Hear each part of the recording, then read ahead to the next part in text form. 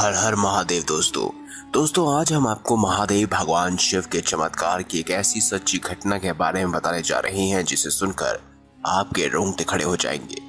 जी हाँ दोस्तों, ये सत्य चमत्कारी घटना हमसे शेयर की है बंगाल के एक छोटे से गांव में रहने वाले मोहनदास जी ने।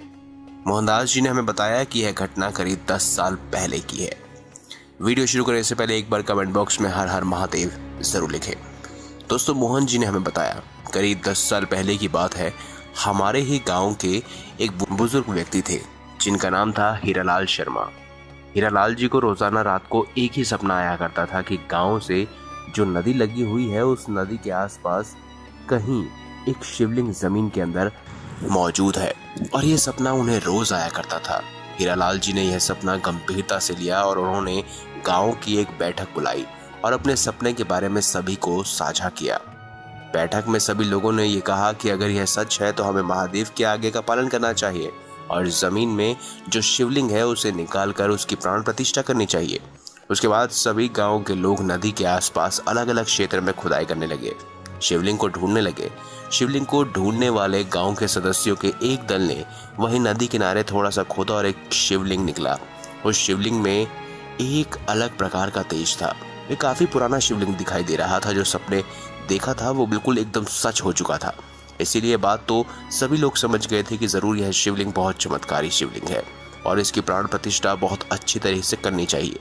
उसके बाद सभी गांव वालों ने एक अच्छा सा मुहूर्त वाले दिन उन्होंने एक बैलगाड़ी की व्यवस्था करी ताकि शिवलिंग को एक अच्छी जगह ले जाया जा सके जहां महादेव सभी भक्तों को दर्शन देकर उनके ऊपर अपनी कृपा बरसाते।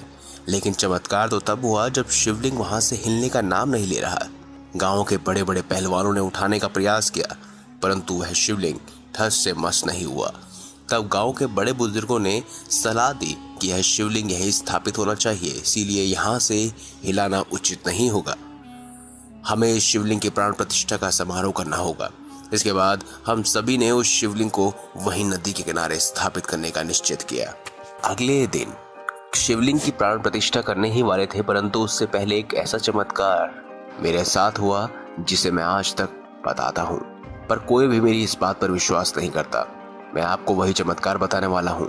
दोस्तों, मेरे गांव को बहुत ज्यादा तूफानों का सामना करना पड़ता है। कभी तेज बारिश तो कभी हमेशा तूफान आया करता है।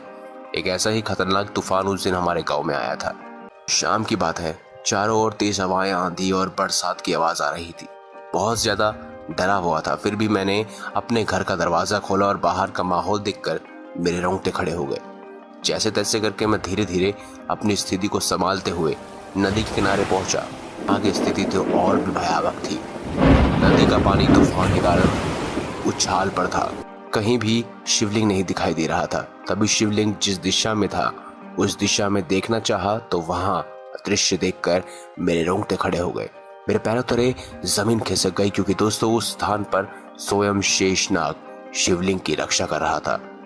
उनके रक्षा कवच के कारण 1% भी क्षति उस तूफान से शिवलिंग को नहीं हो रही थी। उन्हें उसी समय साक्षात दंडवत प्रणाम किया और निश्चित होकर वापस अपने गांव लौट आया। करीब 3-4 घंटे लगे, परंतु धीरे धीरे आखिरकार तूफान शांत हो गया। तभी गांव के सभी लोग एकत्रित हुए। सभी ने मुझसे एक ही सवाल पूछा कि तुम्हें जिम्मेदारी दी गई थी, तुम जाकर उस शिवलिंग की रक्षा करो, क्या तुमने अपना दायित्व निर्वहन किया? उस समय मैंने सभी को अपने साथ घटित उस घटना के बारे में बताना चाहा। सभी लोगों ने मुझे पागल कहने लगे।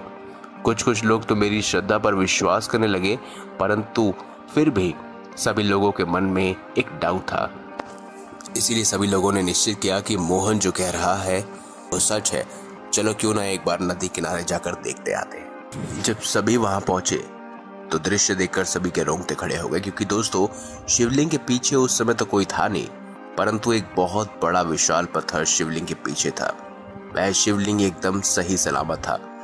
सभी लोग मुझे कहने लगे कि मोहन, तुम्हें यह भ्रम हुआ है कि वह शेषनाग था। वह शेषनाग नहीं थे, बल्कि एक बड़ा सा पत्थर था। इस भ्रम के कारण तुम्हें ऐसा लगा। दोस्तों, उसके बाद उसी स्थान पर बहुत अच्छी तरह से उस शिवलिंग की प्राण प्रतिष्ठा का समारोह किया गया। मोहन जी हमें बताते हैं कि पिछले 10 वर्षों से उन्हें भी समझ नहीं आ रहा था कि क्या उन्हें हुआ था। उन्होंने सत्य में शेषनाग के दर्शन किए थे जब भी वे अपने साथ घटी हुई घटना किसी को बताते हैं तो सब लोग यकीन नहीं करते बल्कि उन्हें पागल समझते हैं। आप क्या मानते हैं? क्या आप भी उनकी बातों पर यकीन करते हैं? अगर हाँ तो कमेंट बॉक्स में जरूर अपनी राय रखिएगा। वीडियो अच्छी लगी हो तो वीडियो लाइक करें, हमारे चैनल को सब्सक्राइब करें, ज्यादा से ज्यादा शेयर अवश्य करें। धन्यवाद।